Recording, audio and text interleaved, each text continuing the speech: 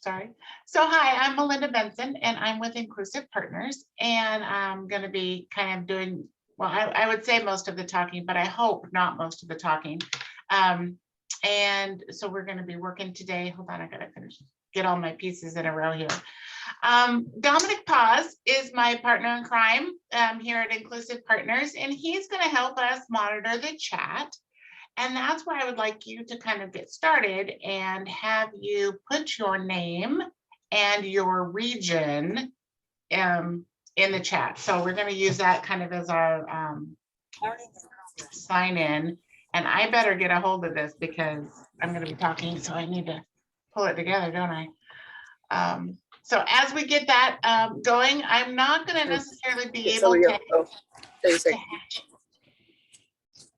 Did somebody have a question? No? Okay. So we're going to be, I'm not going to be able to look at the chat immediately until we kind of get going, just because I want to make sure that I don't like block your view on the screens, and I only have so many spaces. So you came today to talk about the Americans with Disabilities Act, right? Yes. Hope so. We're really, actually, we're going to talk about it, but really, essentially, we're going to be scratching the surface. We are going to be talking about the Americans with Disabilities Act and what implications it has for childcare practitioners. I am going to ask that you be ready to acknowledge that not all your questions are going to be answered today. I'm not going to be able to answer everything. We're not going to be able to answer everything. We are not legal counsel, and certainly not a replacement for formal mediation or formal research into the topic. That being said, we have sent out, and I'm not sure if everybody has gotten them yet, but you will afterwards, now that we know that you're here, a series of handouts that we have used as resources for this training, and are widely and commonly used for a number of other advocacy places, Disability Rights Oregon, Northwest ADA, and other FACT Oregon, other places that get asked questions around what does this mean for me? What does this mean for me? We are going to push, and so I'm hoping that we can open our minds a little bit, take off our blinders, our side blinders that we all have, whether we like them or not, and questioning some pretty significantly long-held beliefs. We're going to question ourselves on the equity of where those beliefs came from. How did we get them? Why do we have them? How can we change them? And really, what is the appropriateness of our choices? It's going to be tough to talk about, but this is where I think it's going to be really awesome to have the number of people participating, because I wanted this to be a safe space. There are no wrong questions. There are no poor questions. There are no inappropriate questions. We have to have that trust together to talk about tough topics. And so I ask that you bring them up when you have questions. Don't feel like you have to wait till the end. A lot of the time when we get into the actual nitty-gritty of what I call our flow chart, you know, the questions are going to come up. And if I know that I'm going to address them later, I'll just say, hold that thought. If not, go ahead and unmute and ask it, because this is where the information really is helpful. I consider these a lot of conversation starters. And then after we're done, we're going to send out an evaluation for you to return back to Anne. And then she's going to be able to send it to us. And that way that helps maintain confidentiality, and that I don't have all your email addresses and that kind of thing. So just wanted to make sure that you get an opportunity for that feedback. And we really do read it. We appreciate it a great deal. It helps us reframe kind of what the questions might be, where we might need to clarify some points and such. So before we get going, any questions so far? No? Okay. So by the time we're done talking, which I'm anticipating is going to be about an hour and a half, you will hopefully have some more knowledge around how the Americans with Disabilities Act protects the right to equal opportunities. And then also be able to identify 2 things that you can do to help support all children and families. how we're going to do that, we're going to kind of talk about, what is exclusion? What does it look like? What does inclusion mean? We're going to do a brief, very short version of legislative history. How did we get to where we are now with the law? Thinking about what enrollment thoughts we might have and how the law affects our enrollment decisions. And then I'd like to take some time and reflect on, what were your aha moments? What are you going to do differently? And how are you going to move forward? I have to keep moving your pictures because they keep getting in the way. I know you don't know that. Anybody seen this cartoon before? No. I think, oh yeah, we've always had a teddy bear picnic. And us as early childhood people, we've never really stopped to say, no, you can't bring your giraffe. It doesn't matter if you have a bear, if you have a rabbit, if you have a porcupine, if you have, what else we have there? Turtles, lions, monkeys, et cetera, et cetera.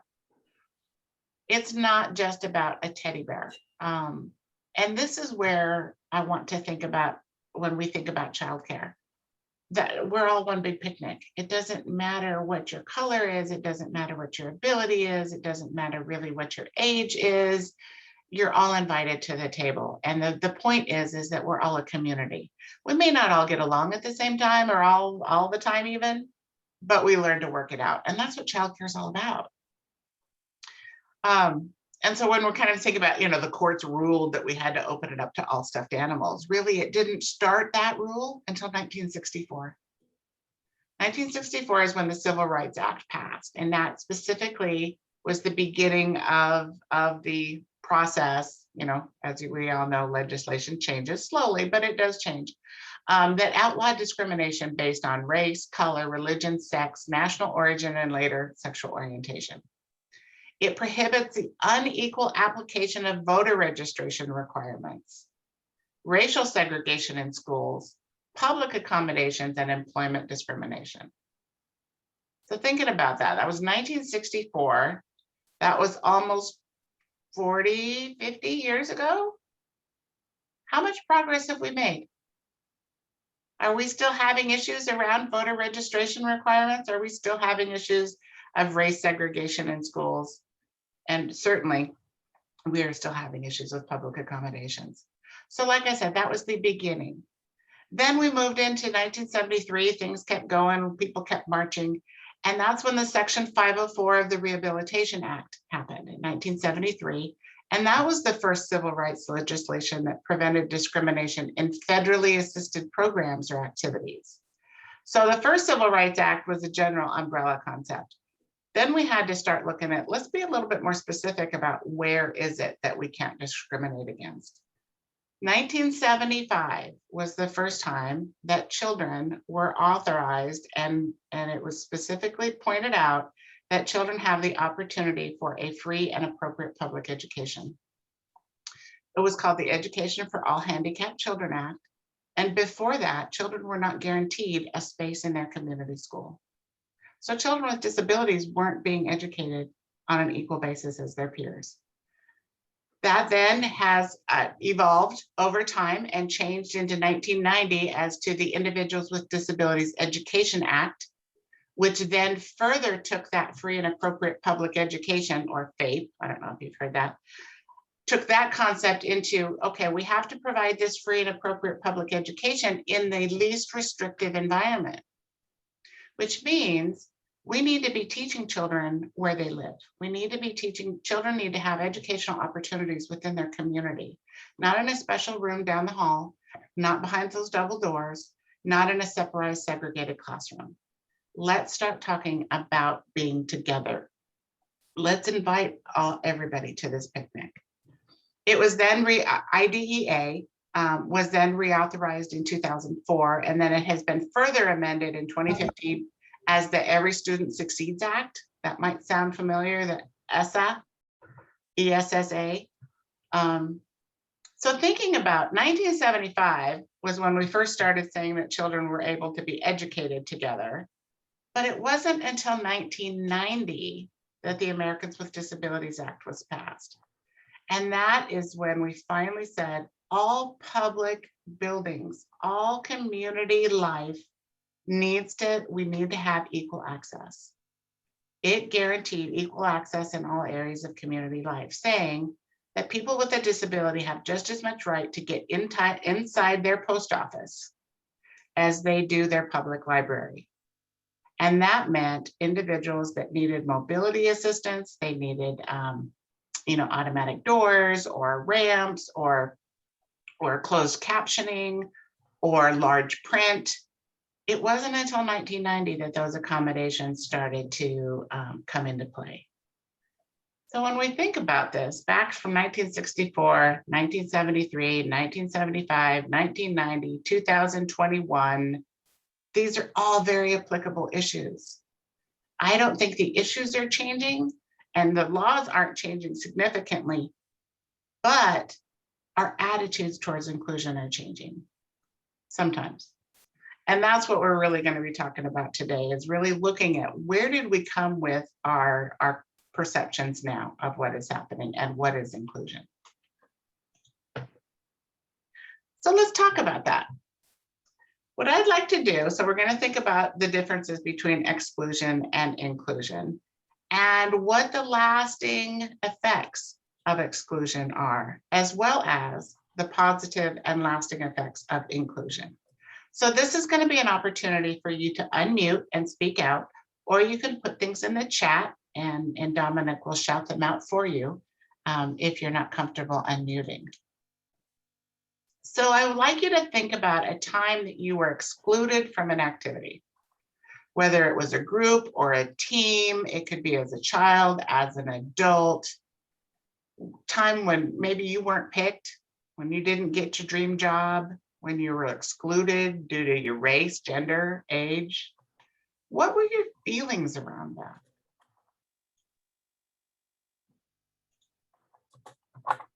How did you feel? I was in sort of a shock state. I was like, oh, wow, why I'm getting excluded here. Yeah, what's that all about?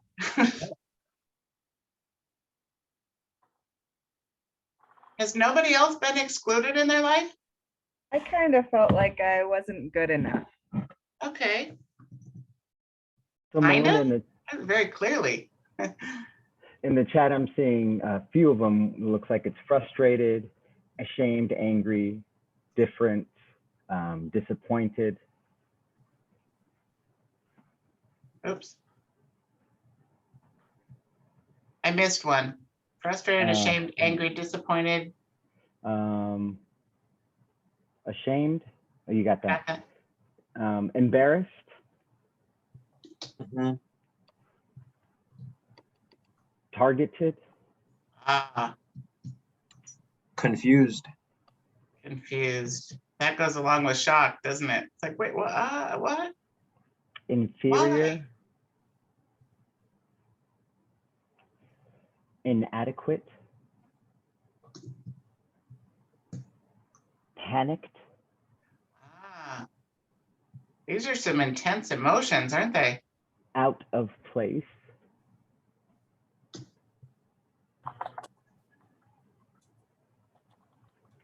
Washed out.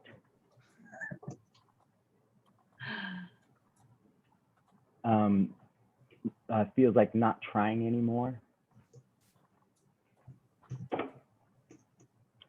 Oh. Needed an explanation. Oof. Is that a feeling?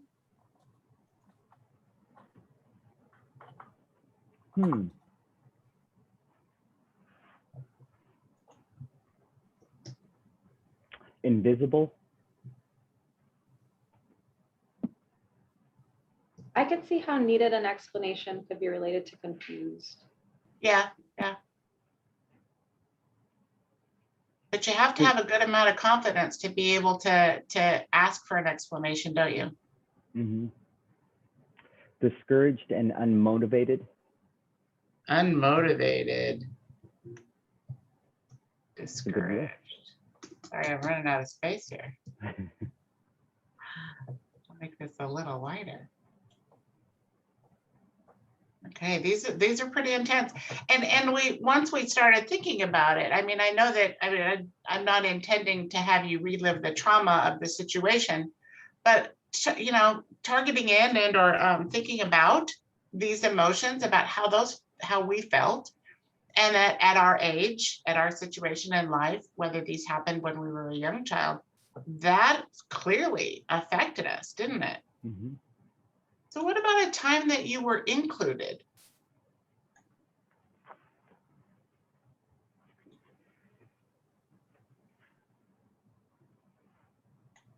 Any feelings around a time you were included? Okay, so worthy, appreciated, validated, Data, what a beautiful word. motivated to learn more, hopeful, Oops. a sense of belonging, loved, relieved, happy, encouraged, cared about, proud, You're watching my typing skills here. brave, joyful, Is that, you can't see that, can you? Let's come No. back.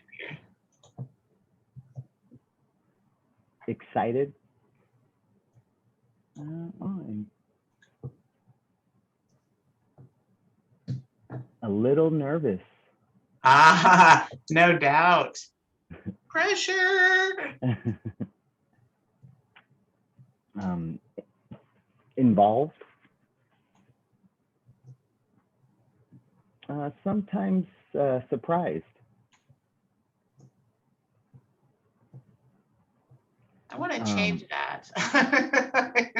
Actually,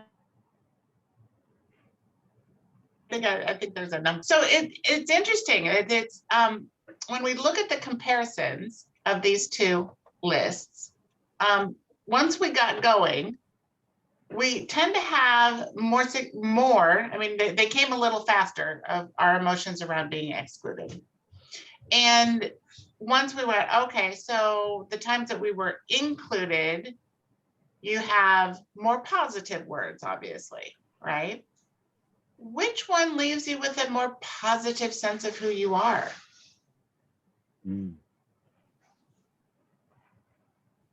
I hear relieved, sense of belonging, hopeful, motivated to learn more, proud.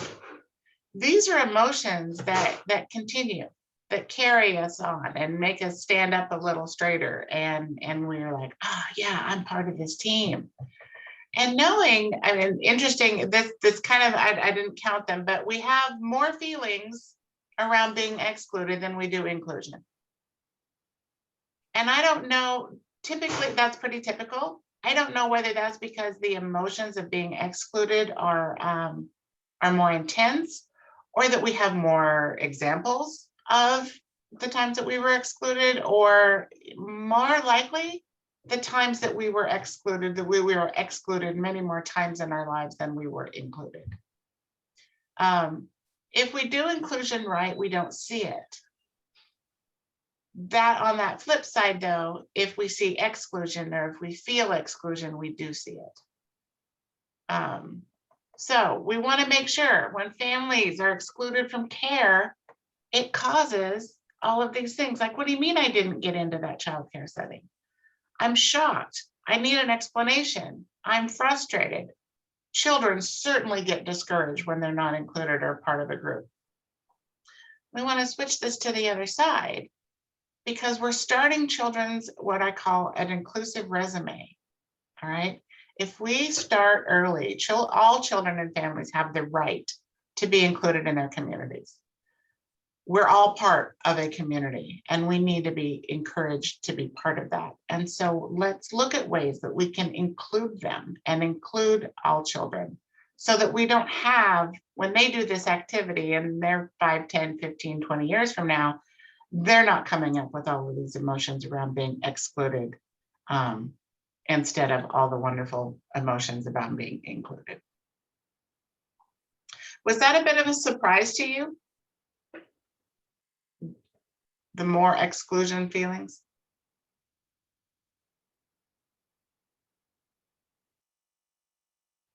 You can unmute too. I think they were quite normal. That was expected. Uh-huh. One thing I think Also is seeing a- interesting. Oh, go ahead. Oh, no, I was just gonna say, I see a couple heads shaking no. Okay. Let's change that, huh? Let's be more excited about the inclusion.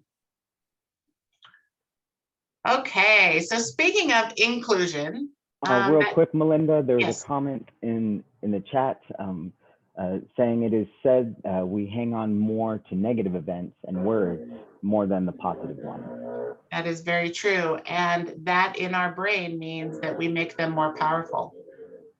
Mhm. And when those negative emotions have more power over us and our feelings and our sense of self, it affects our ability to move forward and interact in our communities.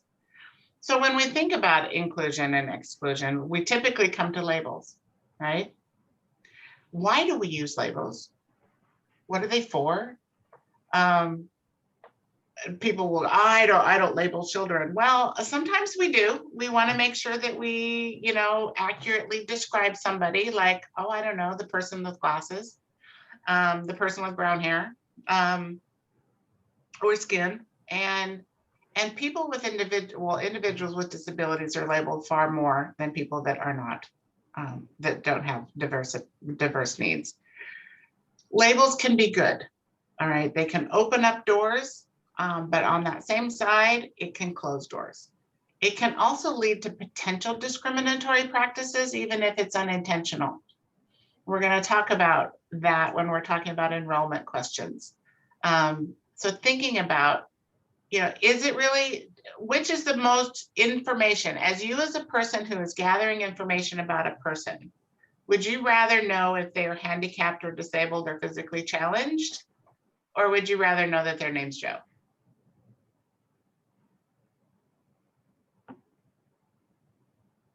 Should you have to choose? Could you repeat the question? I'm sorry. So when you're learning about somebody, do you ask first whether they want to be called handicapped, disabled, or physically challenged? Do you ask about a child's needs before you ask about a child's name? I think it's something to think about when we are talking with families. And especially, and this is in my experience as a childcare provider, people will call up and say, okay, I have a 3-year-old. Do you have any placements? And people will call our program and say, okay, I have a child, my name is so-and-so, my child has autism and we're looking for childcare. And I typically step back and I say, well, tell me a little, what's your child's name? If I'm going to be talking about somebody, I want to know what their name is. Let's think about children as children first, people as people first, not their need, not their disability, not their age, not all these other identifying factors that we have a tendency to lean on because we're so eager to get information rather than build the relationship of having the person. On that note, nicknames and pet names can also be seen as disrespectful and condescending. There are times when we say sweetie, baby, honey, pumpkin, sport, scooter, all these kinds of names, instead of calling children by their given name. And some children see that as, well, that person doesn't know my name. They don't respect me enough to know my name or call me by my name. We do this a lot with children with disabilities. I've heard, recently, providers would say, I have a Down baby. Okay, well, tell me what let's talk about the child's name, not their disability. because it's not that the child has Down syndrome that's the most important piece. That is a factor of who that child is and a factor of who that person is. So let's think about our labels. Make sure we use them for good, not necessarily for evil.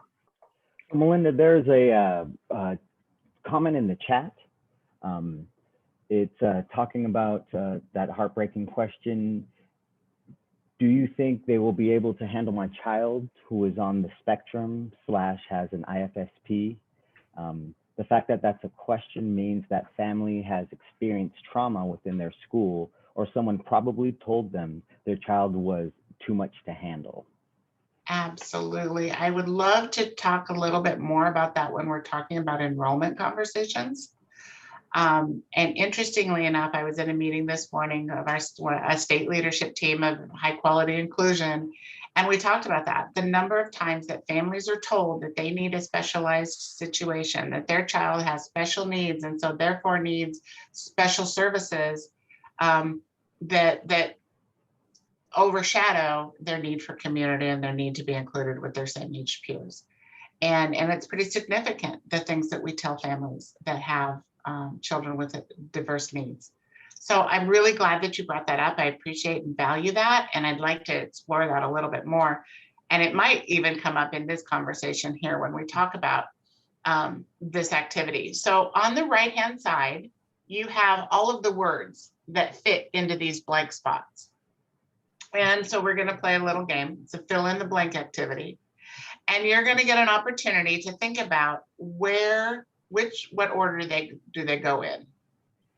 This is the Congressional Position Statement on Disabilities. It's the opening of the Individuals with Disabilities Education Act from Title 20, USC Chapter 33 of the United States Code, if anybody really wants to know. And this section of the act was reauthorized in 2004 and amended in 2015 to clarify some of the language.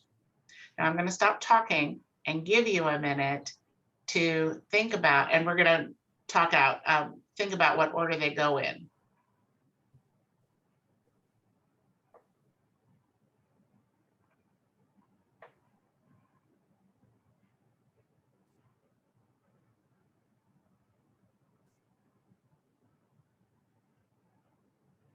Can you see the upper part? Does my toolbar get in the way? I just noticed that. Does that help?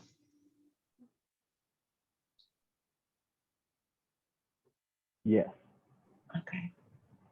Okay, so I'm going to have you either unmute or put in the chat. Dominic's going to get his work out here. It's not going to go fast, don't worry. And I'm going to read it, and then I'm going to pause where the word comes in, and you're going to tell me what you think it is. Oh, maybe. I stopped touching my mouse. Okay. So disability is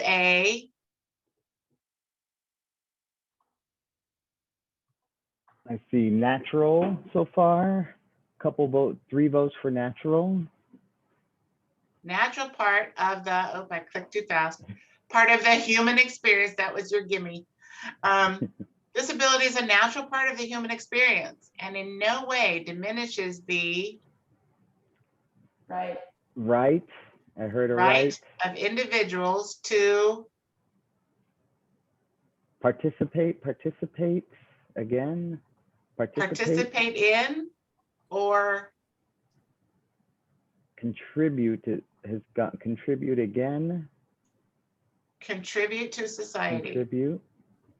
Improving educational results for children with disabilities is essential to ensuring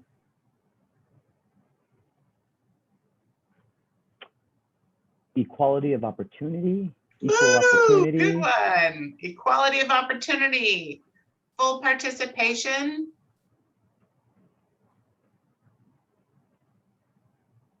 Independent living and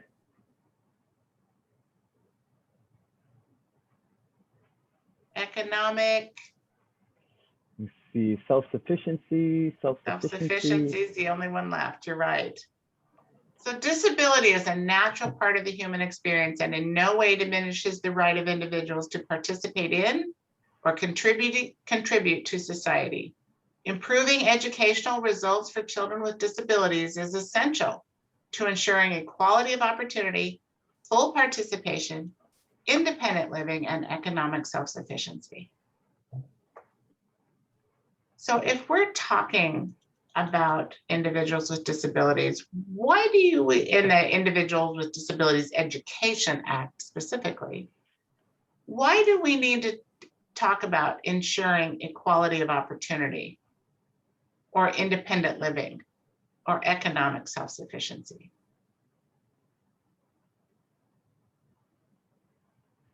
Are those educational issues?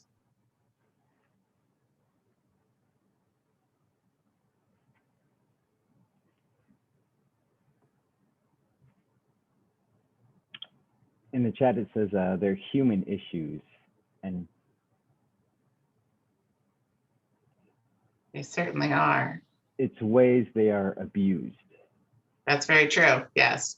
So thinking back about our conversation about the Section 504 of the Rehabilitation Act that assured equal access to education, independent living and economic self-sufficiency are important components of public education. If you don't have your high school diploma, what hopes do you have in getting a job? How are you going to have independent living skills if you don't have education in general? Free and appropriate public education does not stop at the age of 18. Things switch over a little bit when the children who are receiving special education services hit 15. The individualized education plan also starts looking at things like, what is this child going to need to be independent and self-sufficient? So they might start adding in things like skills training, functional life skills, money handling, job skills. I think all high schoolers could use to learn how to balance a checkbook the old-fashioned way.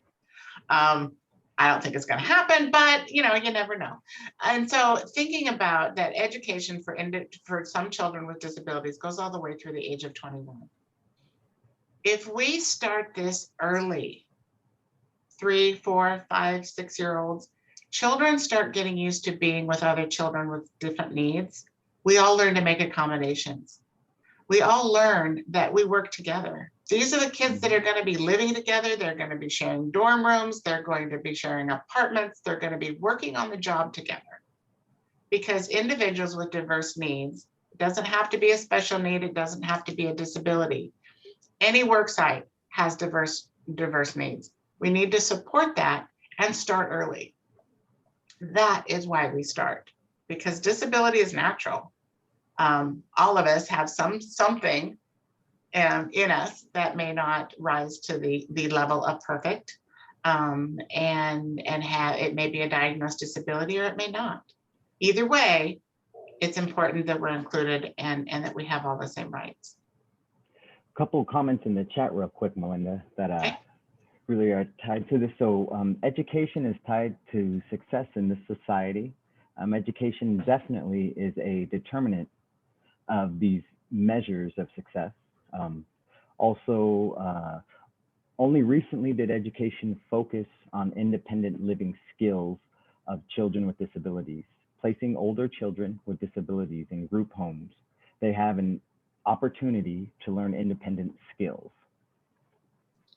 That is one way of doing it, yes. There's also supported employment opportunities.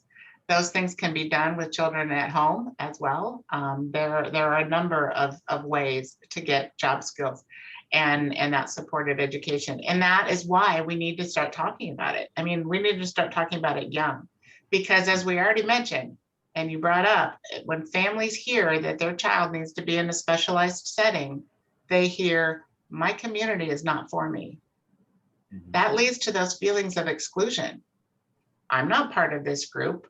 I'm different. And we're all different. So how do we change that mindset from the beginning? Inclusion, successful inclusion is about changing attitudes and beliefs. Yes, there's certain practices that are supporting and how to support individuals and how to make accommodations for children, but it's our attitude that gets in the way 90% of the time. So let's talk about admission policies. I know that's why you're here, right? And these are really questions to ask yourself. I want to remind you, I'm not legal counsel. I can't advise you on policies or practices, but I certainly do want to encourage the exploration of what your rights and responsibilities are. Now, help me understand, if somebody would unmute, and tell me a little bit about your role in coordinated enrollment, so I get a bit better idea from you what kinds of things you're looking for.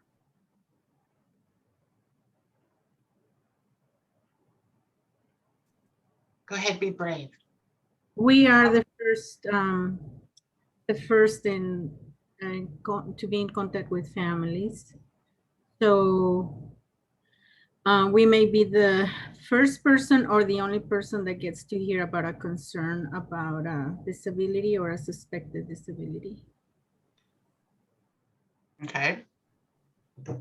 We also ask them like questions in order to fill out applications. So that those can sometimes be sensitive questions, like gathering sensitive information about their family life.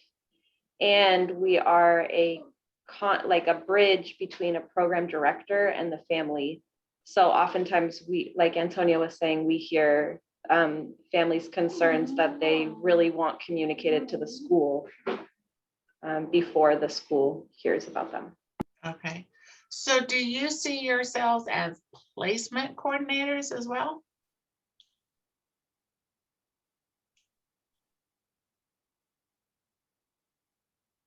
Did you say placement?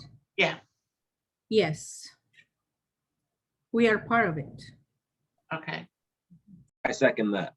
So you get the information from the families.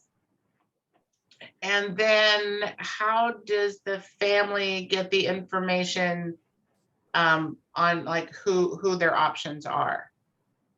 How has that happened? Our website lists the sites that are available. So when they go through the initial screening form on our website, they can kind of see which sites are available with limited information about each site. Okay. And so those are on each regional hub situation websites, right? Is that what you're saying? Yes, I would echo that. The process is supposed to be parent choice driven. So parents are supposed to see what options there are in their community, and then we're supposed to honor their preferences. Okay. Okay. And that can get kind of tricky, can't it? Because there's choice and then there's fit, which is a tough situation. So I just want to remind all of us that childcare settings are considered places of public accommodation, and therefore they fall under both the Section 504 of the Rehabilitation Act, as well as the Americans with Disabilities Act, which ensures equal access to public spaces. So we cannot encourage and or support discriminatory practices through enrollment, okay? The only exception to that, and I don't know that any of your preschool promise sites are in this way, and that any religious organization supported program, they are exempt from various parts of the law, and we're not going to really get into that. But that being said, those are the programs that are fully run by religious organizations, not the people that have private businesses in the church basement or in the church fellowship hall. Okay. So that's a whole nother sidebar that we can talk about, how the enrollment process happens with them or what the law says with them. And it's mentioned briefly in the handout that was sent out to you as well. So this is kind of the flow chart. We translated the flow chart that you have into slides, which is not an equal thing. So this is where I am going to ask that we talk a lot together.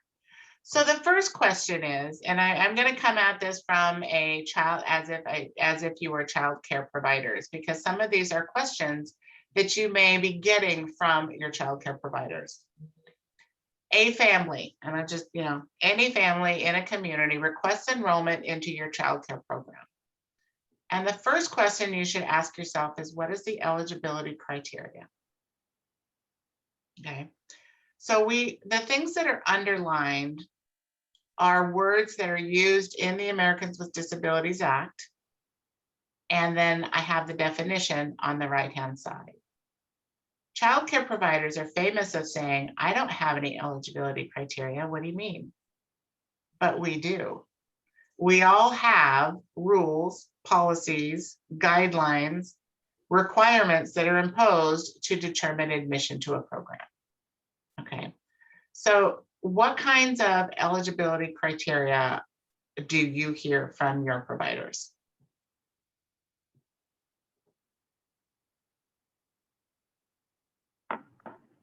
Must be a certain percentile in the federal poverty line. Okay, so financial. Financial. Thank you. In the chat, it says it's supposed to be income, but that's the main explicit criteria. There are other criteria that families can't meet, and so thereby won't qualify for the program, particularly transportation. And then another comment saying age is criteria, or Oregon residency, county lines. Okay, so when you are taking a call from a family, those are the only questions you ask is, can they get to a site? What is their financial and how old is the child? Are those the only questions you ask?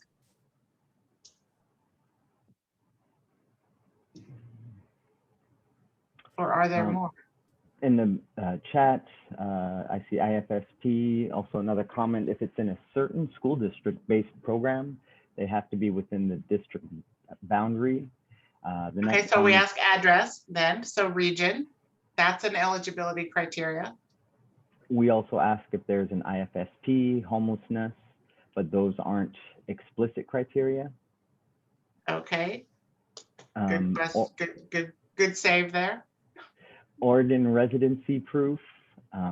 There's also family history is one of the comments.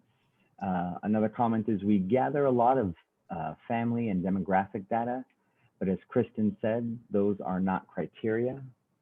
Very nice. And that is where I think we need to be very careful about what we consider eligibility criteria. Okay. Thinking about what questions you ask that are necessary to determine eligibility for a program. There are times when hold on a minute, when there are times when questions that are asked could be construed as potential discriminatory questions. We want to think of our eligibility criteria as a job application.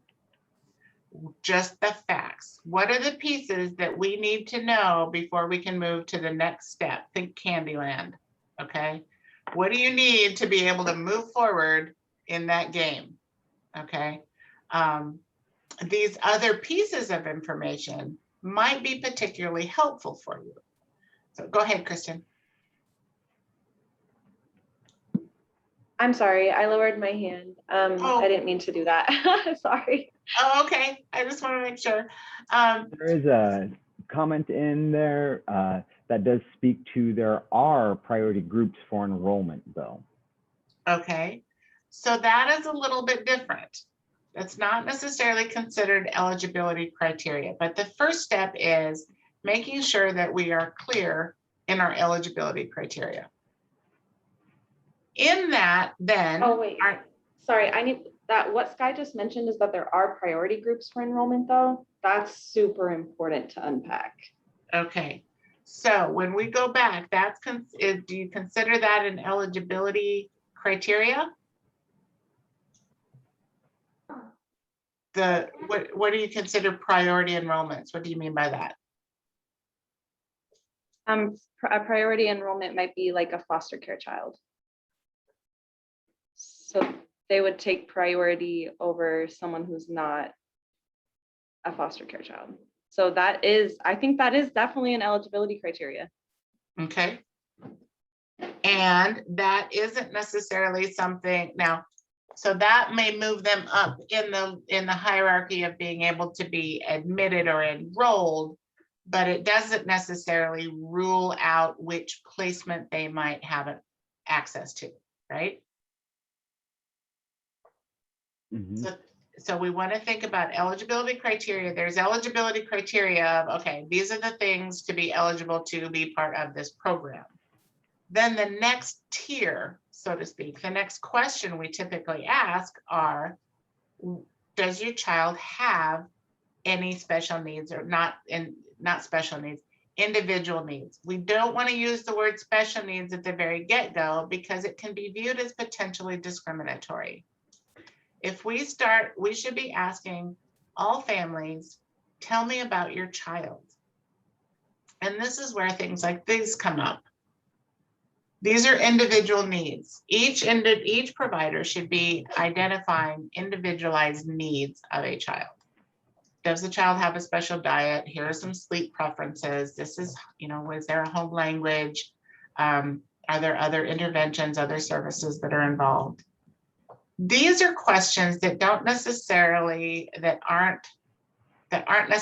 eligibility criteria based, but I consider them in that second tier of pieces of information that are good.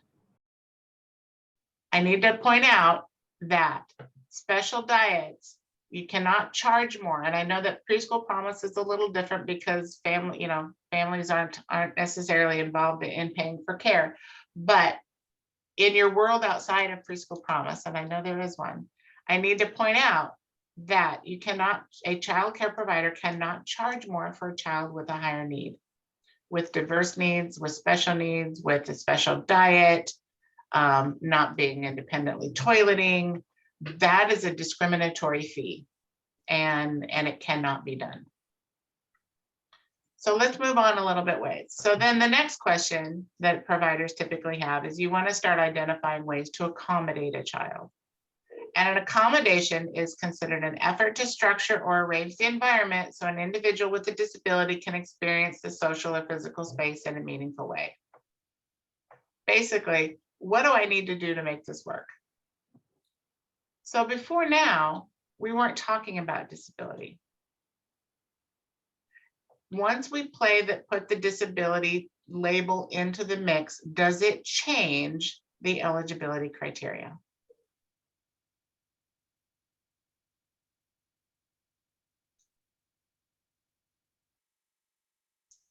I'm hoping the silence means no, it doesn't. Sorry, can you say the question again? Okay. Before now, we were just talking about children, families.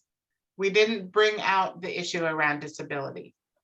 Once you find out that a child has a disability, does that change your eligibility criteria?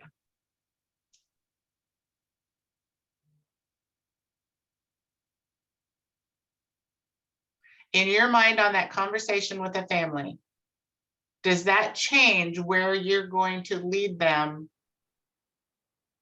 of what placement might be good for them? I see about 5 no's so far, Melinda, in the chat. Good. I want a whole bunch of no's. I want 37 no's. That's how many participants there are. But that includes Dominic and I too, so 35. I put mine in. Okay. So thinking about when we're looking at ways to accommodate children, I really need to make sure that we're talking very reasonably about what could be perceived as discrimination. And in an application, we need the facts to determine eligibility. Does the child have an IFSP or receive mental health supports? Should not be an eligibility criteria. That is information that could potentially be discriminatory. A family could be perceived as discriminatory. They could think, well, I've been kicked out of 12 other places, or I have not been able to find childcare because of my child's high needs. Now they're asking me at this very first phone call, I'm just going to get a no. And that leads to those feelings of exclusion, anger, et cetera, et cetera. And it doesn't help, and it's against the law. It is not against the law to ask if a child has additional services. It is against the law to discriminate against it. The problem is it's really hard to prove discrimination, isn't it? Especially over the phone. We don't have relationships, and providers and people in general, they want to know. You want to know what's coming in the door. That being said, a lot of people also use it on the other side of that coin and say, I'm not trained. I don't have the ability. My numbers are too high, et cetera, et cetera. The same issue comes up if a child is not independently toileting. Okay, we call it toilet trained, which I find, or potty trained, I find that odd. But anyway, if a child isn't independently toileting, we say, oh, I can't accept them. I only accept children who are independently toileting. And that again is discriminatory, especially if a child has a disability. You cannot say that this child cannot be enrolled based on their developmental skills, right? And that can be a problem. Preschool Promise is a little different in that most Preschool Promise providers only care for children between the ages of 3 and 5. And so they don't officially diaper other children. If you are at your average center and they have an infant room and a 2-year-old room and a 3-year-old room and a 4-year-old room and a 5-year-old room, and one of those is a Preschool Promise site, then they need to accept, they cannot discriminate against a child who has a disability or needs independent toileting. Americans, the handout that I gave you is very clear on that. If any child is diapered on site, then that needs to be a reasonable, that is considered a reasonable accommodation. If the child has a disability, it is a reasonable accommodation to diaper a child. This is usually a pretty hot topic, especially when we're talking about children being moved up to the 3-year-old classroom, you know, kids that go from a 2-year-old classroom to a 3-year-old classroom. And many providers will say, oh, no, we can't do it until they're potty trained. Well, my question says, where did we ever come up with the idea that a 3-year-old needs to be potty trained? It's not a licensing issue. Licensing does not say that you need to be potty trained to be in a 3-year-old classroom. There are many children that just haven't gotten it together yet. And it may be that they need to be around their same age peers to get along with that. Discriminating against a child because they're not independently toileting is against the law. So, throwing it out there, and it feels really quiet out there. Will somebody talk? A couple comments in the chat, Melinda. One, talking about the requirement, not to mention we've already pressed them about their income and where they live before we even speak to them. If we have a screening form, the first impression is so intrusive, is pretty intrusive, LOL. So many parents asked about toileting procedures, genuinely concerned if programs are prepared. I had a couple people agree with that comment, and also not to mention toileting spaces for those who are still learning need to be addressed because they are centers who lay on a mat on the bathroom floor for those who aren't fully toileting independently. I don't feel good sending kiddos there. It seems a little suspect as far as sanitation goes. And then there's one more comment. I wish I would have known this for a family who was dealing with this exact issue and were being shamed for the child not being toilet trained. And that's all. So the beauty of that, I'm just going to latch on to that last one before I address some of the others. The beauty of the I wish I knew, we know now and we can move forward and do better. And we need to share this information with families. We need to share this information with providers, because this isn't around shame. This isn't around a provider telling a provider you have to, and it's not around telling a family saying you have to. A lot of family, there's a lot of reasons that children are not independently toileting. You're right. I don't know that I necessarily feel real good about having a 7-year-old diaper being changed in the group bathroom, and I use 7 because that's above and beyond, but that child has a disability and there's not a lot of privacy. But you know what? We got to do what we got to do. And if the child is not able to actually help, with that toileting. You can't necessarily do it while they're standing up or if they have mobility issues. So the goal is to make appropriate workarounds. That's why we call them accommodations. Kristen. Have your hand up. I'm going to ask sort of a bit of a personal question that I'm hoping Yeah. makes sense for the group. But because it seems like some of us have kind of had this specifically related to toileting independently situation arise. And I'm not sure if this is an appropriate space to ask this, but I know that one thing I struggle with is kind of not feeling like or not wanting to be perceived as the bearer of bad news when it comes to program directors, when kind of trying to call attention to some of these inconsistencies that I see between their mission statement being really focused on inclusion and then the actual practices that come in the classroom. And so I was just wondering if you were able to offer some professional development insight around partnering and connecting with program directors so as to do it in a way that's approachable. And I'm sure there's lots of experts in this room, so not to put everything on Melinda as the facilitator and Dominic as facilitators, but just if anyone has any thoughts around how they've kind of navigated conversations with program directors regarding on the ground practices that we notice are a little bit inconsistent with their inclusion mission statements, and then also just what we know to be best about kiddos. Hoping that makes sense for. That makes complete sense, and I want to give you gold stars for bringing it up. We do see it, and it is a really tough situation because, like you said, you're not licensing, and we are not the saviors of all people. And our goal, how I use this power, so to speak, is I educate the families. And because families are their strongest advocate, and families are the ones that can make that choice of saying, well, this is what I want to push, this is what I don't want to push. I think there's also educating providers and saying, I've noticed, or I get a sense that you have some discrepancies between what your inclusion policy says and your actual practice.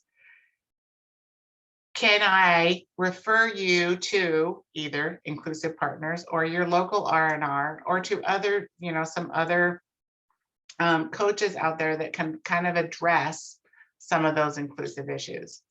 I think a lot of us, and a lot of providers, becoming a preschool promise provider, they had to fill out this application. They had to come up with an inclusion policy. And oftentimes we put our policies on the shelf once we write them. They aren't necessarily living, breathing documents of this is what I really do in my practice. Anybody, how have you approached that concern, either recently or in the recent past?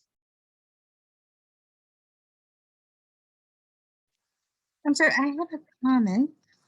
Hi, Mina. Melinda, hi.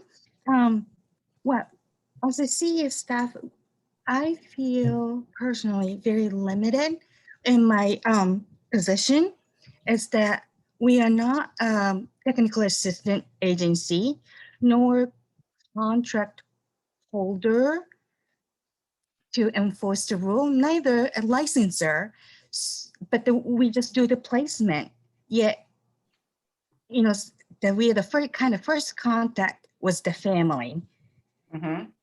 So I think that's a very tricky spot, that we can't tell the directors, no, you have to do this, but we really don't have the jurisdiction to do that. So I think somehow the role has to include that kind of thing, or the provider themselves has to be trained with, in partnership with the funder. I think that's my suggestion. You bring up a beautiful example of the fact that what pre-service education can benefit, how it can help. In that, if somebody says, hey, I want to be a preschool promise provider, we can say, okay, so let's talk about, you're going to do this class, or you're going to do this class. And I think that there are some, the accommodating children with disabilities is is often overlooked. And we talk about inclusion and we give it a lot of lip service, but we don't really delve deep into the fact that inclusion looks very different to all of us. We all have different perceptions of what it means. And that the reason this training was developed, I want to say 6-7 years ago, was for that purpose. Is we were, we continue to find the number of providers that don't understand what the law means and or what accommodations look like. And yes, Inclusive Partners is a resource for you. And Dominic's going to put our information in the chat because we are technical assistance support, and we can help providers around inclusive practices. But I also don't want to put you up in that position of being the tattletailer, the tattler. But it is something that we need to look at a bigger picture, and that the upper level of saying what is important that preschool providers know at the get-go. It's not just about writing an inclusive policy. So I see Kristen's hand and another hand is raised. Mina, you still have your hand up. Mina, you still have your hand up. Okay. I just dropped it into the chat, but I just said the final thing, but I meant to say another thing regarding the accommodations is that has to be then factored into program budgets. So it's not even always enough for us to be like, hey, calling it to attention and like educating or, just discussing with the program directors. Is that then there has to be money involved in how we can make the spaces look different. Oh, you think no? I know, oh no. God, tell me no, please. Because we're in about 3 slides. We're going to talk about that. So remembering that this is a flow chart. This is the very middle of this conversation. And the reason I bring up diapering and toileting is because it is the one accommodation that is the easiest to accommodate and is accommodated least often. Okay.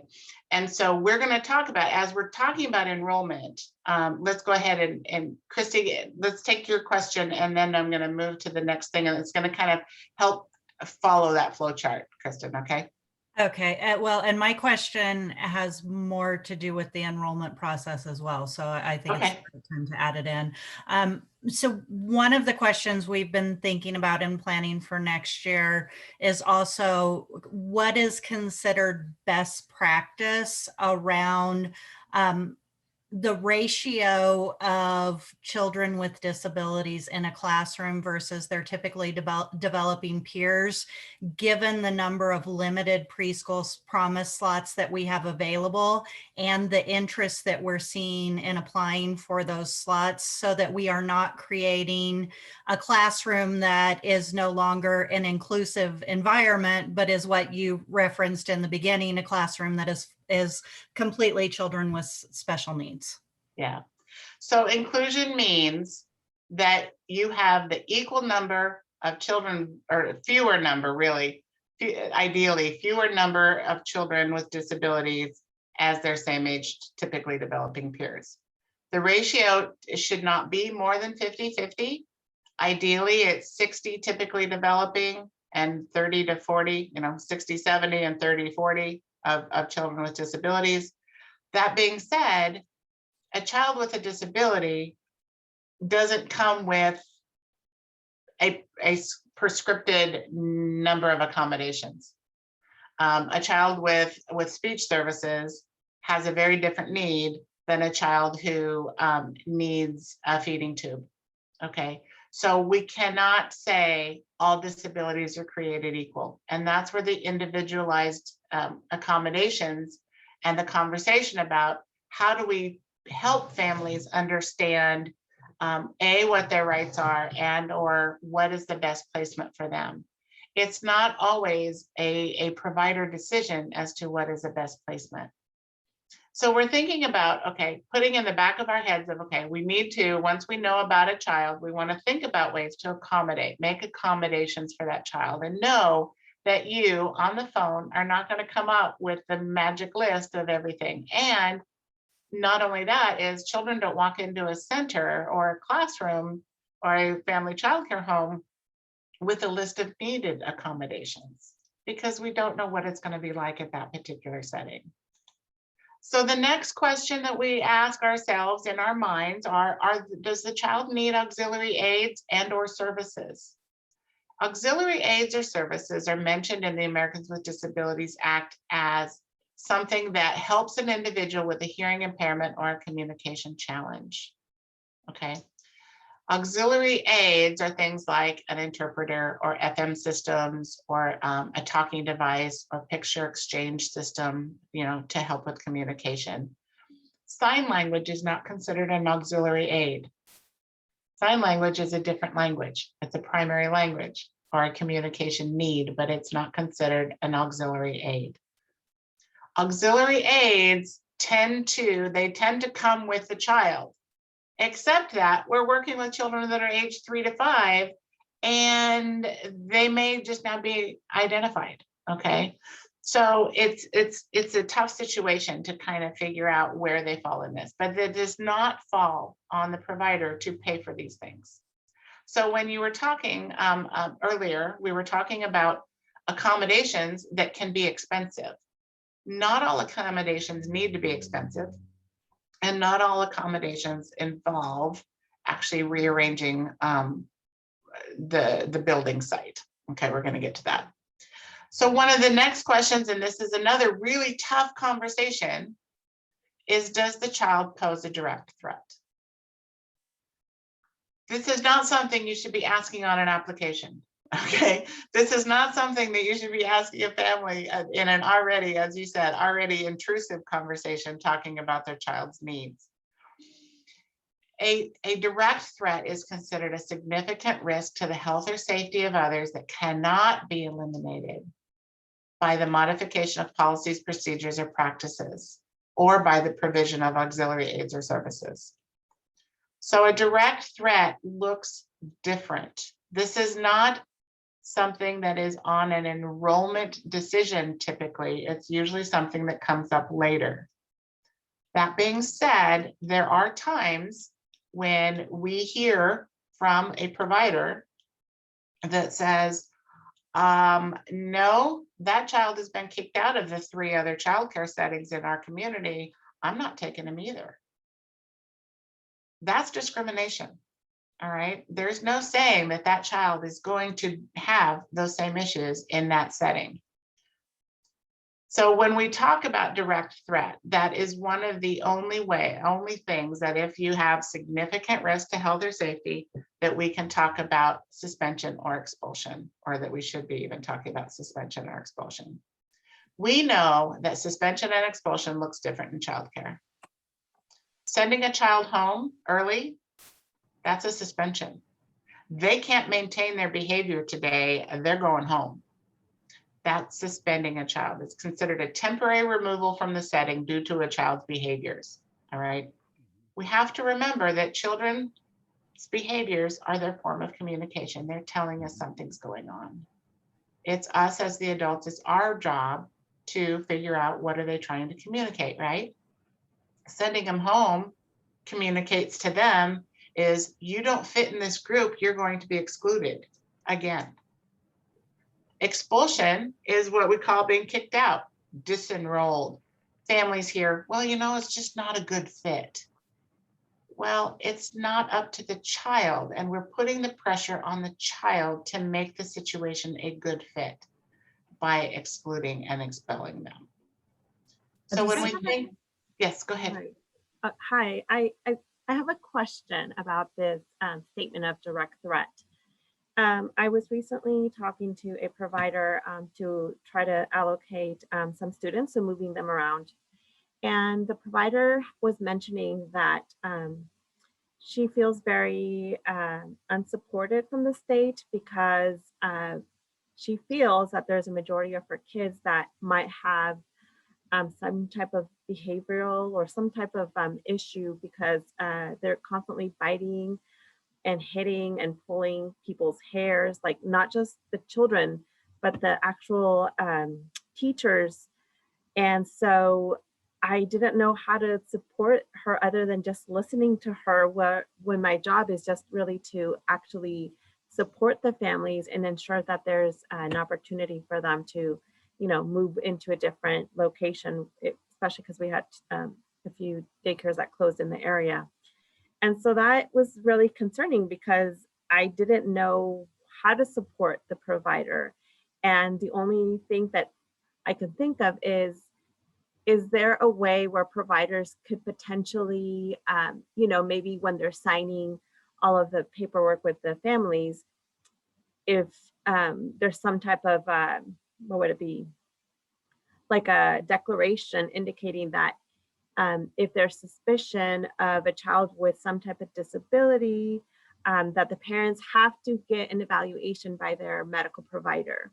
And so that's what I was curious, because when she mentioned about, she has, according to her, majority of her children have some type of behavioral issue, and they're constantly doing physical harm to other participants and to the teachers as well. So I just want to get a little bit more information about how at the state level, how would that type of support be allocated for providers who express that there is actually physical harm to teachers and students? It's a good question, and it's a loaded question, as you know. I know that you got put into that position because of the relationship with the provider, and the provider needs to express their concern and their frustration with the system. And we get that a lot. And I thank you for listening, because providers don't have a lot of people that listen to them. And it's a tough place to be, because we want to fix things, right? We got into this to help families and to help providers, and it's hard to not be able to fix the situation. There are a couple of things, and I know that this is probably, third story down the road, but the thing that I hear is the majority of the children in her program have behaviors. I would say, is it the child behavior that is the problem, or the adult's handling of those behaviors that is a potential source of concern? When you have more than 2 children or 3 children with the same issue in a classroom, I go, is it the policy of is it the handling? Is it the relationship? Is it the practices that are going on in that classroom? So we want to look at what kinds of technical assistance is there available. And supports, like we already mentioned, supports look very different for all children. We can throw money at a problem, but it doesn't fix the problem, does it?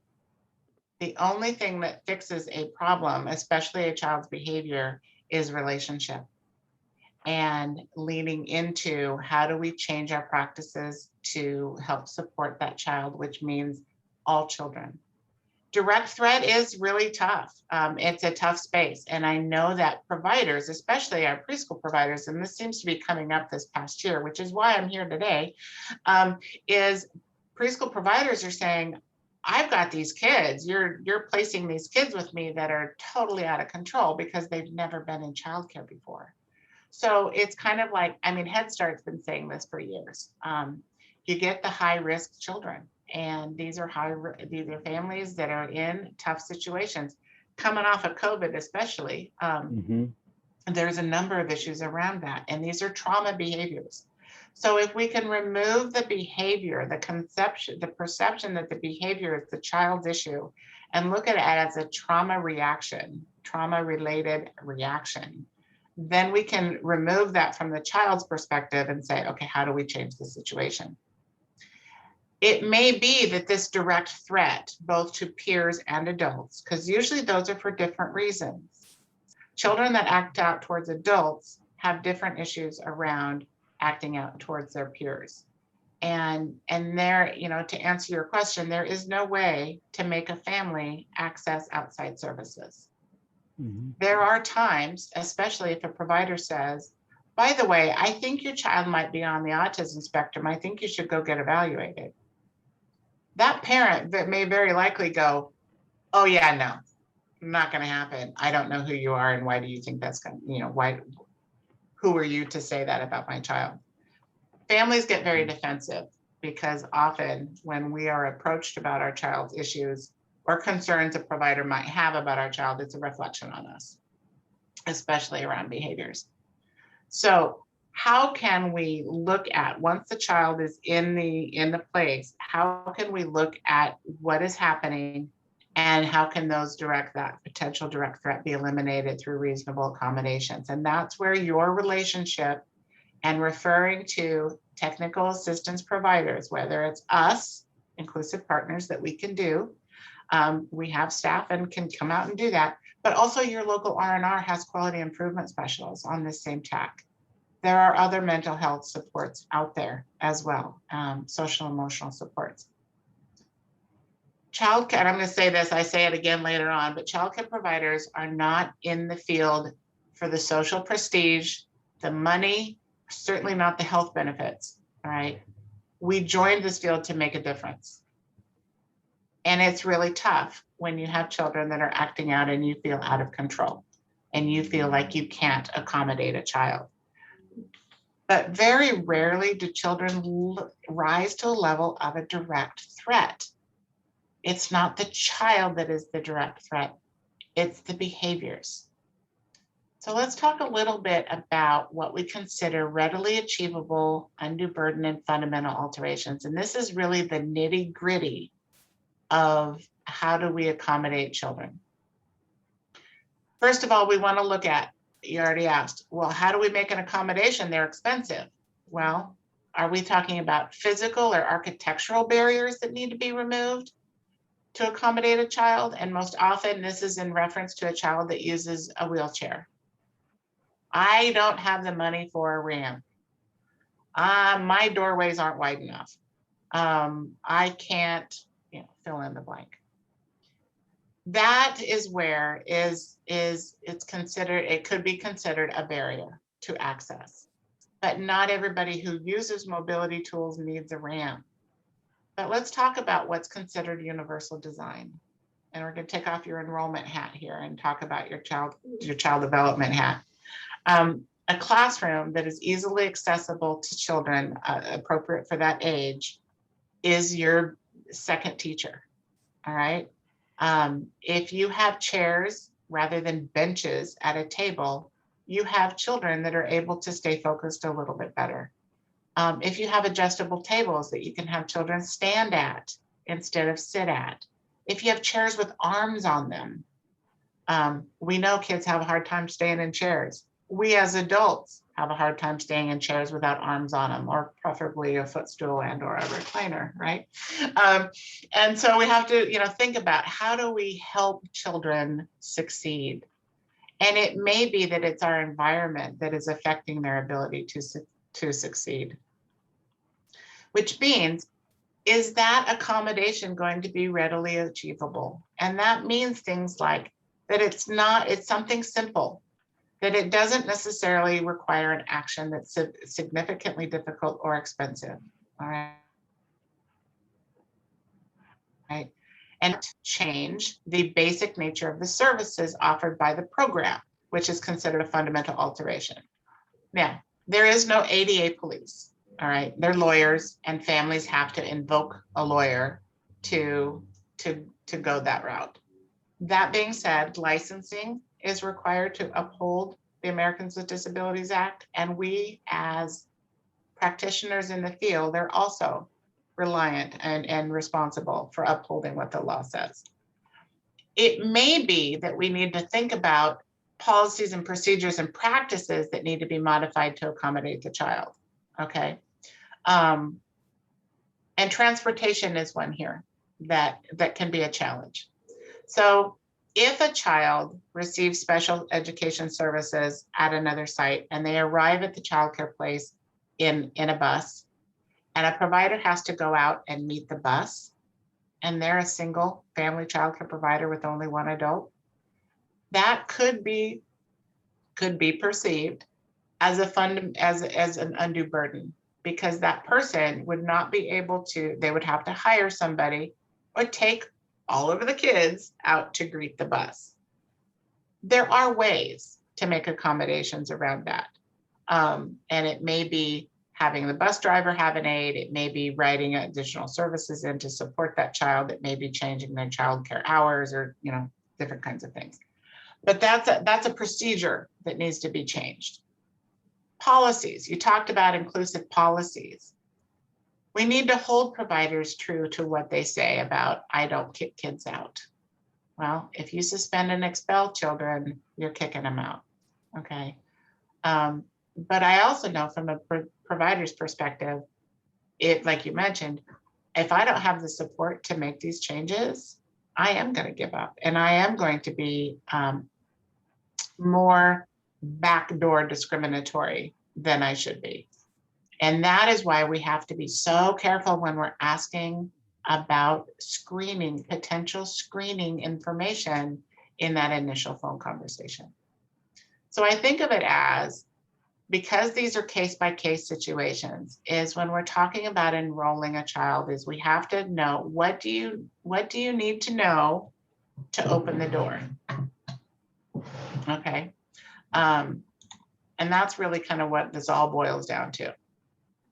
What are the facts that you need to be able to be admitted?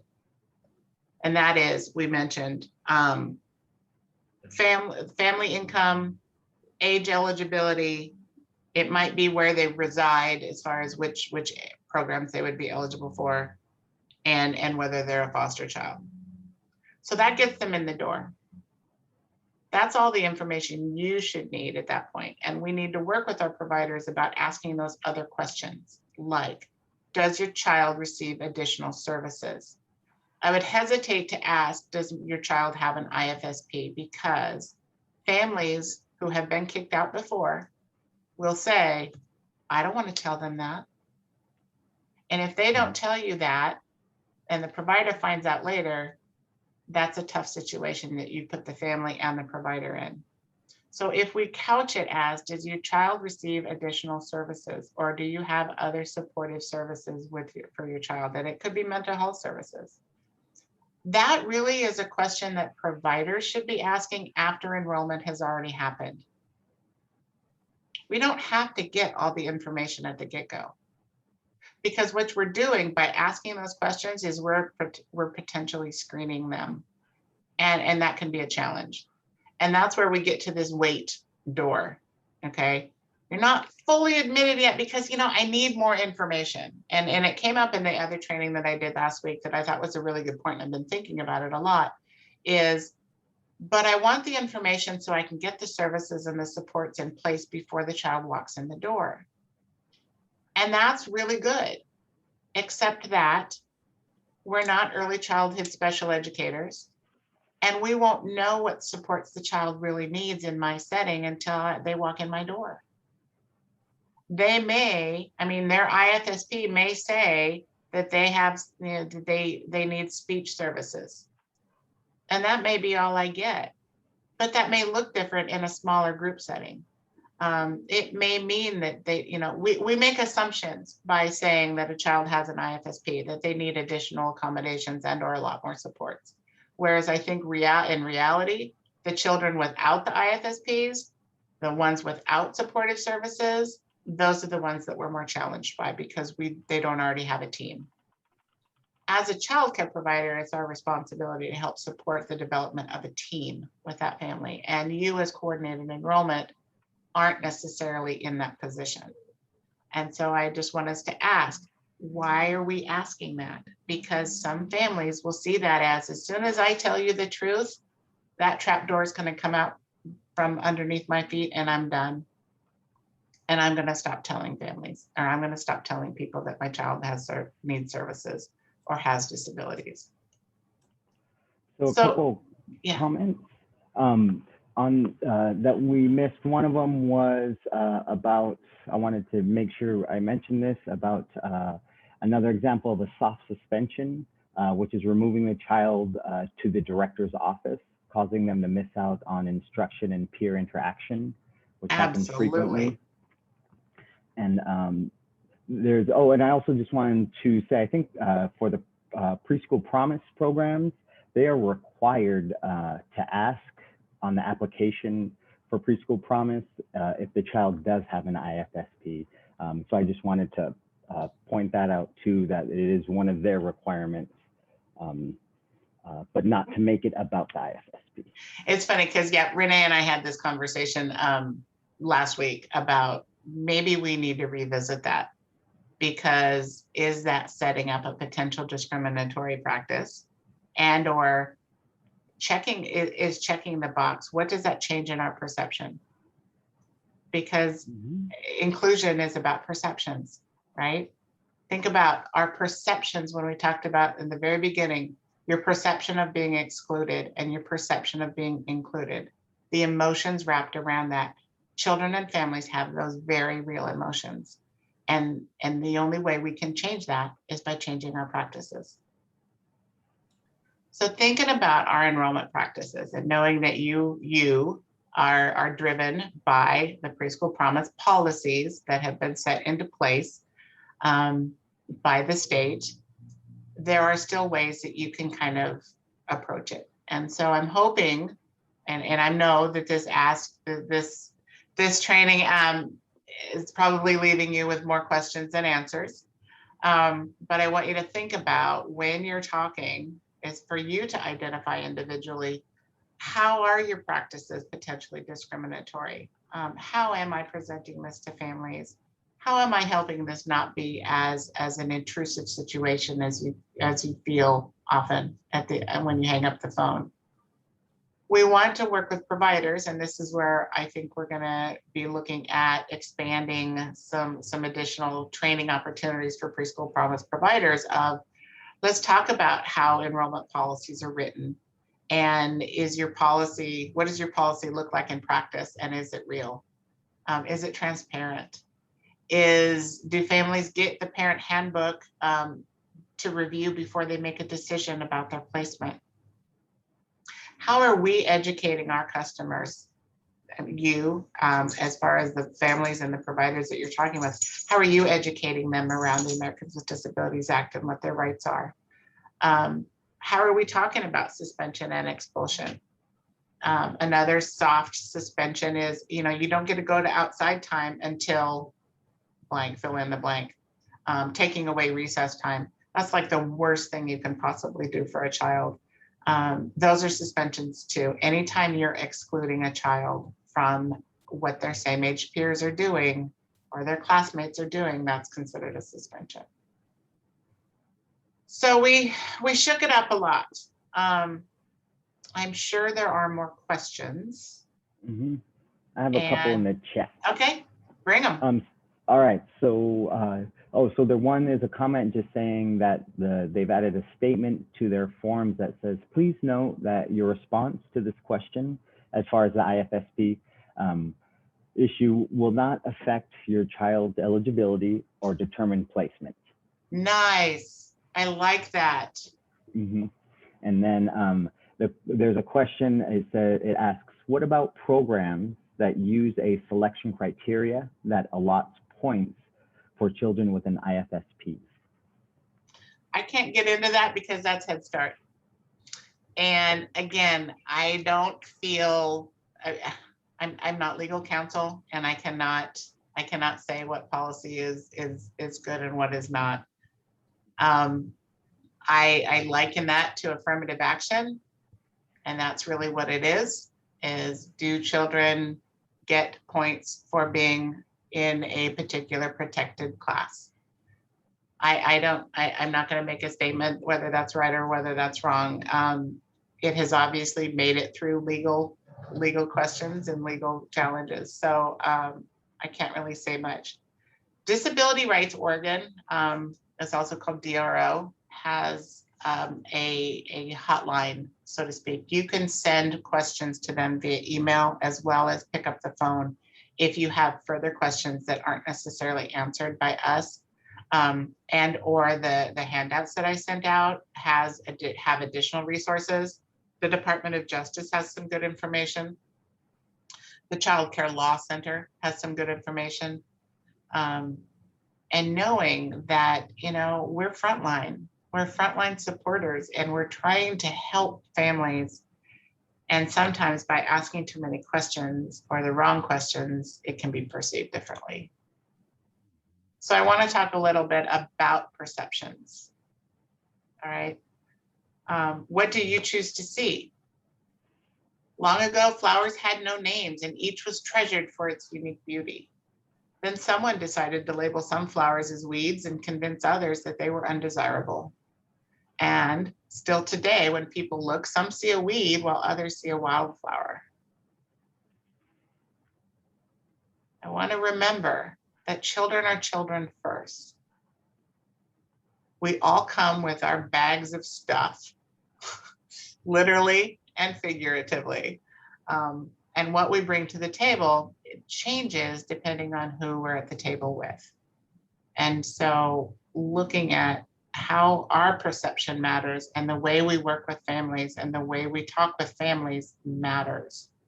And our mindset colors our actions. And when we want to fix the problem, and I'm sure that Dominic can give you a number of stories, as all of us at Inclusive Partners that answer the phone, there are times when we count the fact that we finished the phone call and nobody was crying a win. And that all we got solved was that we were able to share a story, or that we were to be able to share somebody else's story, because we can't fix everything, but we can sure help families identify what's important and what providers, what they feel is important. And so thinking about your difference, you have a number of opportunities every time you talk to a family of changing not just your reactions but your perspective and sharing with others. So were there things in particular? We have, what time is it? My clock is weird. It just went back 10 minutes. A minute ago, it said it was 10 minutes to 3, and now it says it's 20 minutes to 3. I have 2:35. So we have plenty of time. Oh, ask away. I'm gonna go ahead and stop sharing my screen so I can see you guys. Those of you that are on camera, that's okay too.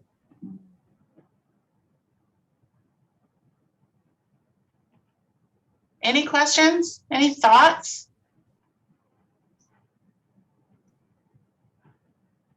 I really appreciate the talks about inclusion and exclusion. I think that really painted a picture for some of us, like myself, that didn't really have a clarity. You know, we get so used to being like, oh, that happened, whoop-de-whoop. But then you get a chance to kind of reflect on what happened to you. And then also like notice that's going on right now today in schools and in other, even workplaces. But so I really appreciate that from everybody. Yeah. I have a question. Is this type of training available also for providers? Absolutely. It was first developed for providers. And the fact that we got asked to do it for you guys, I was all excited. And not just that, but it's free to providers. All right. So on our website is a list of our virtual trainings, and all of our trainings are around inclusive practices, in managing behaviors, those kinds of things. And you are welcome to share that information with providers, as well as ask if you have, I don't know if any of you are part of a coordinated or a childcare network or any of that. You are certainly welcome to share that, and we can do this training for anybody that asks.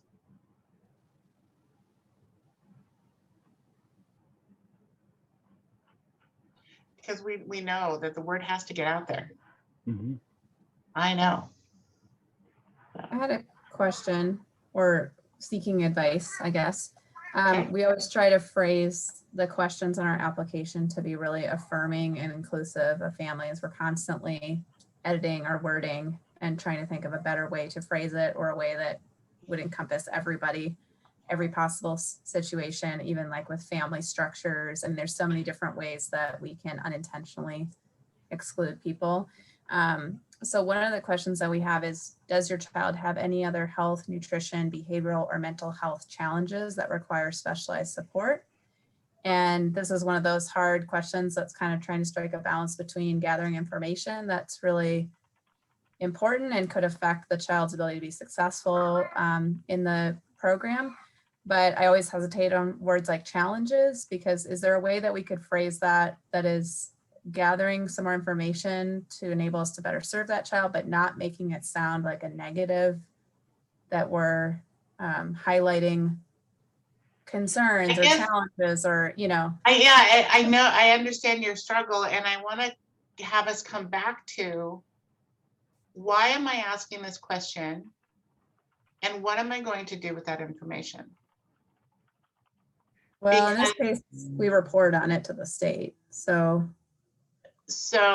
again, a family, okay, so here's the situation that it's kind of like, okay, so we report it to the state, but how accurate is it?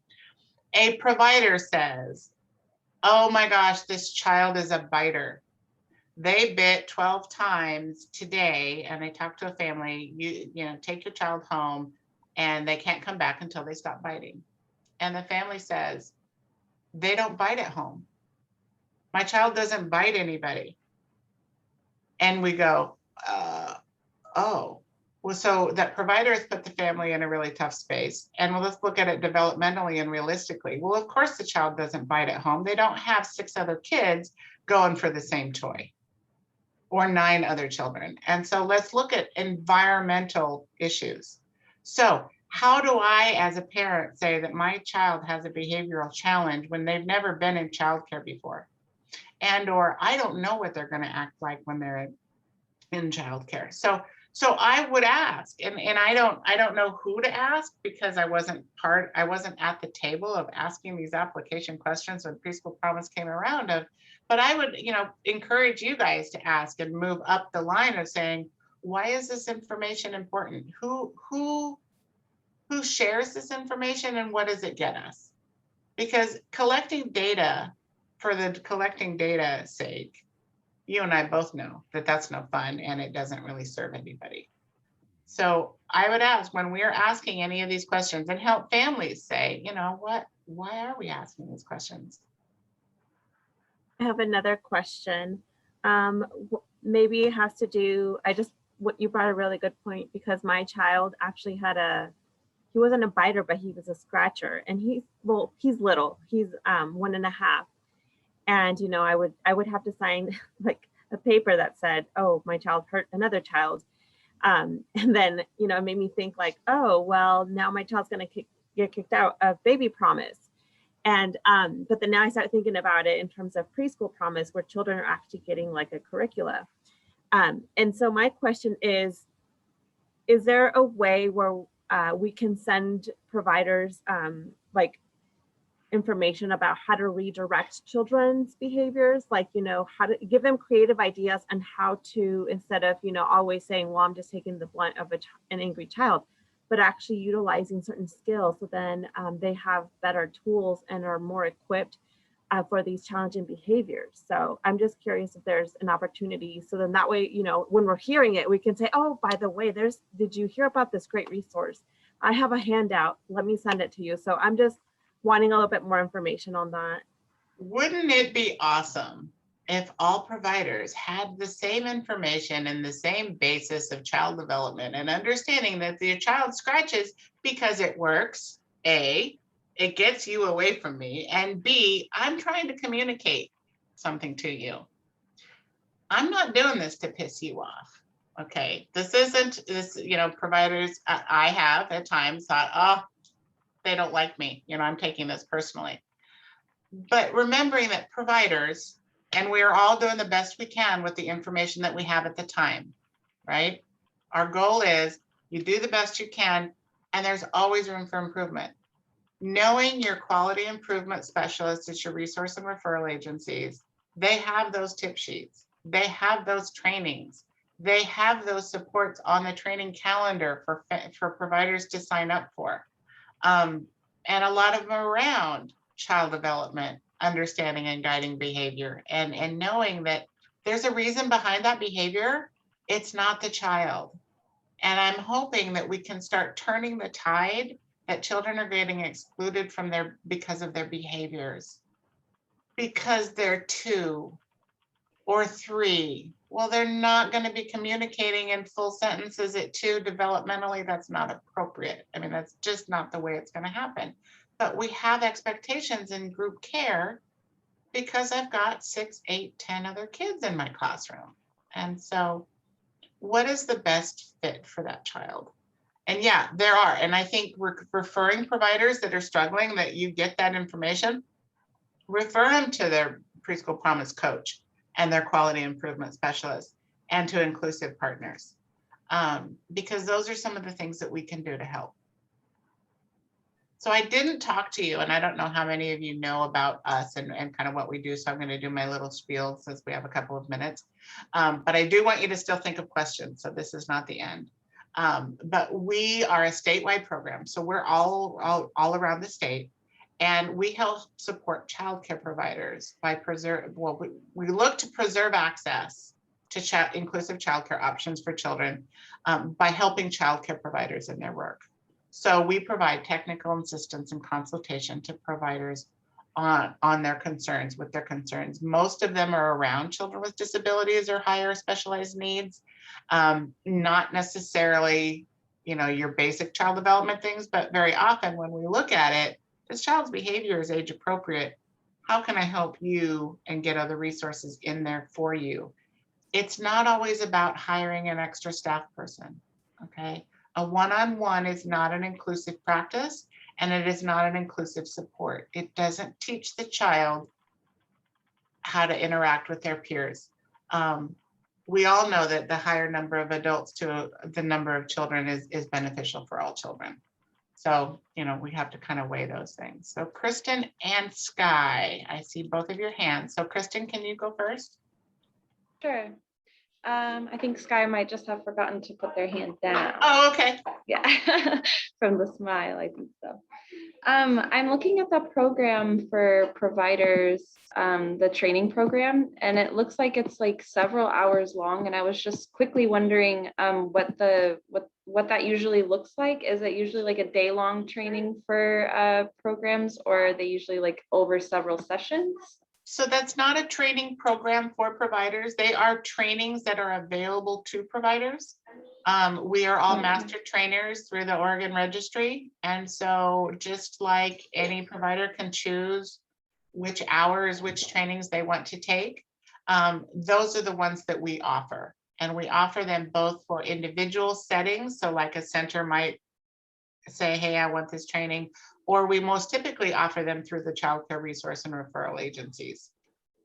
Okay, so it's not a series, they're kind of separate Now, ones. they do build on each other though, and we do Right. encourage people to do that, but very often they jump right to either, well, this one actually is one of the rarer ones that people take because it's not exciting and it's not a set 2. Most people want the inclusive practices that work because they think that we're going to give them all the answers. And we give them some, but it's really like this training, it's about increasing our awareness of how our behaviors and how our practices change other people's behaviors. And then can you remind me the name of this training? Because I feel like this one would be super helpful. This is called the ADA&U. That's right. Now I remember the email. Yeah. Shouts goes out to Anne for that one. Yeah, she said, hey, can you do this? And oh, by the way, can you do it next week? No. Yeah, thank you, Melinda and Dominic and Anne. Absolutely. Other questions?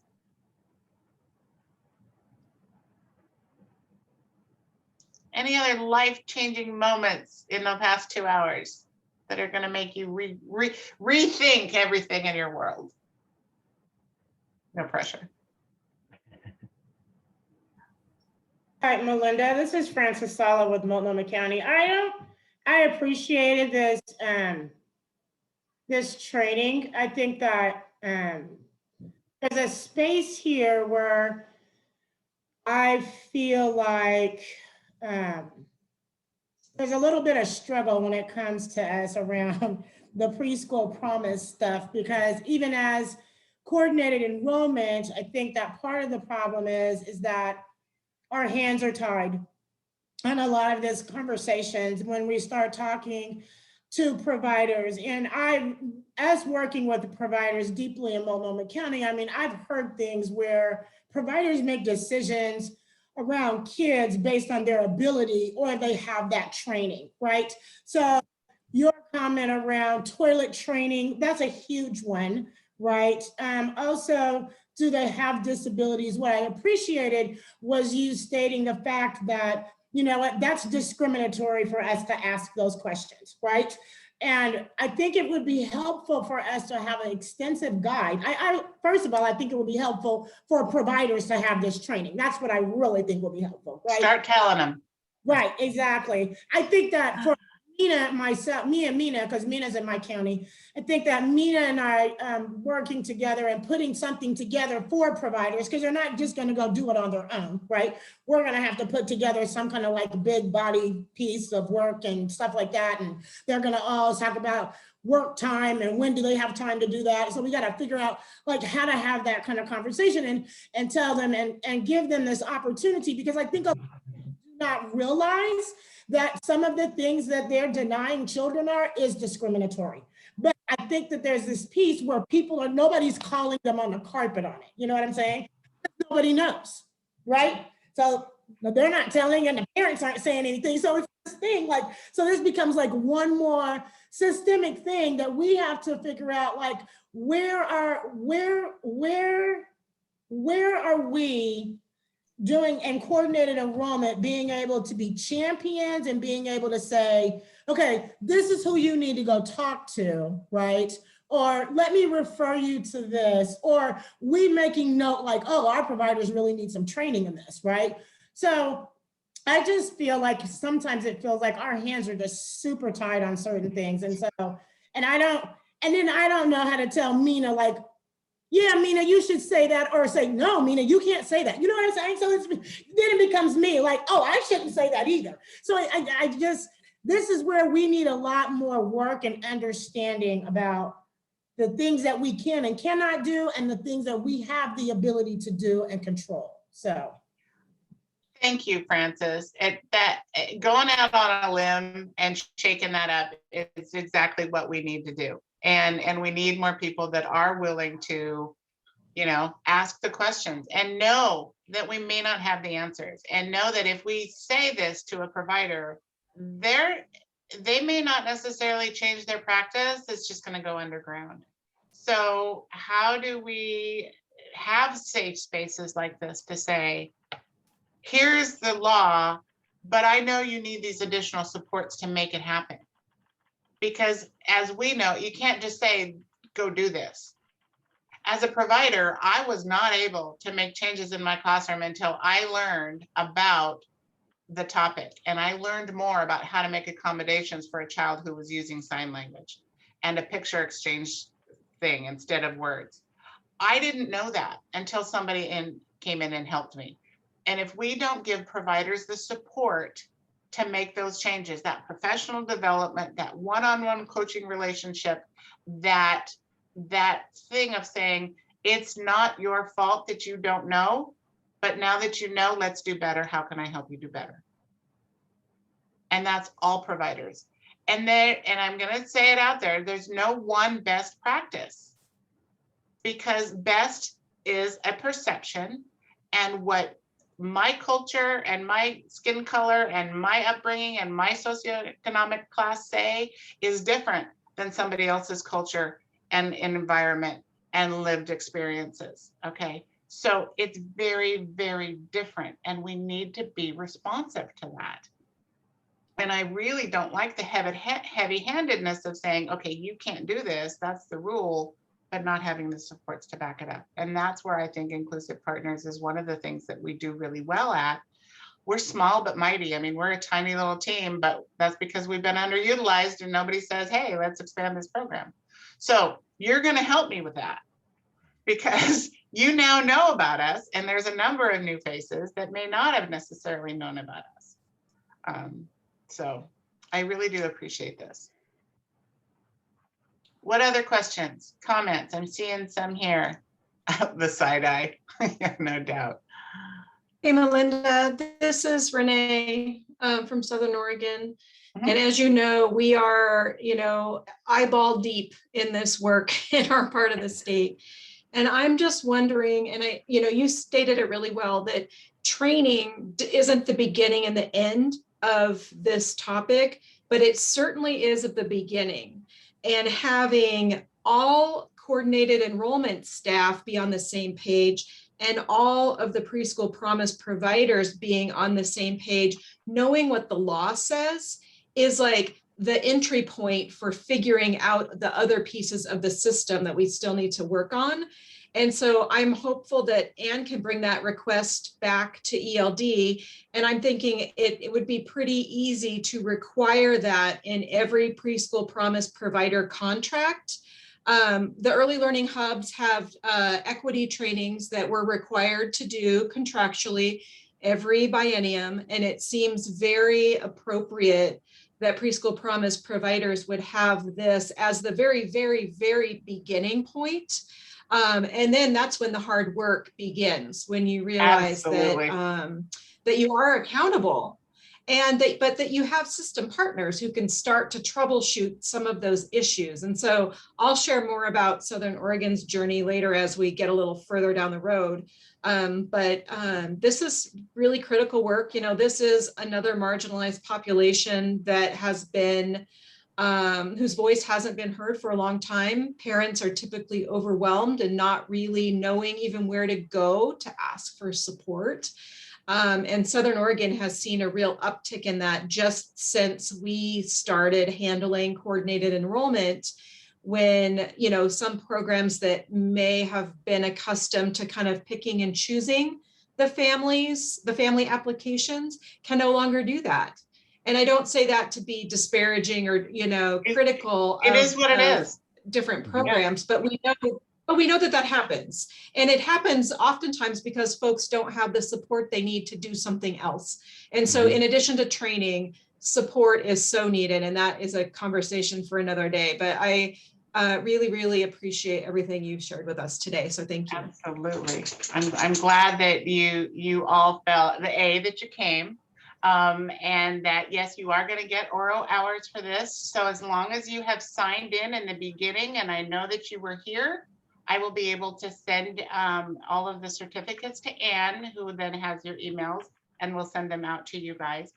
And so there is that. And in knowing that this support, our supports are free.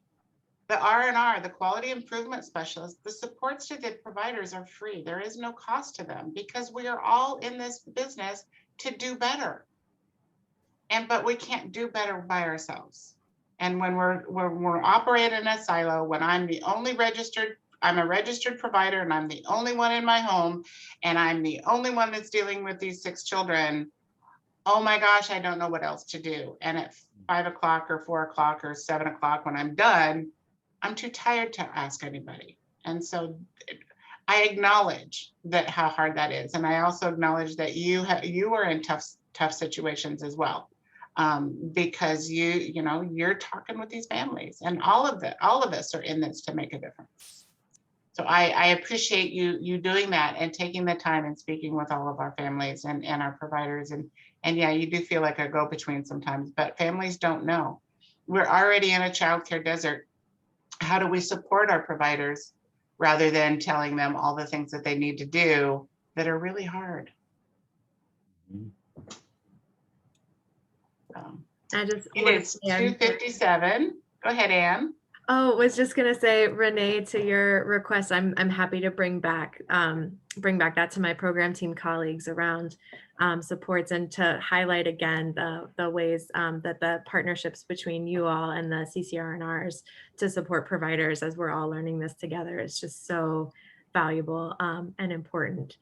So just want to thank you all for raising this and for the real drive I see in the chat and from those of you sharing around how to bring this to light, to more use in your communities. I think is really a great piece of the coordinated enrollment work we're all doing together. So thank you.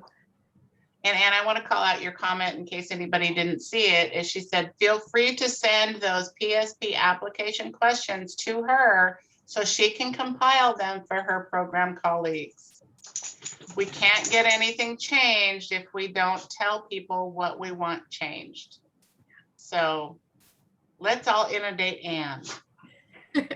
Did you put your email address in? No, I'm teasing. I can. I think. I think, oh, somebody did, Louis said, is there an email for Anne? Oh, that's so funny.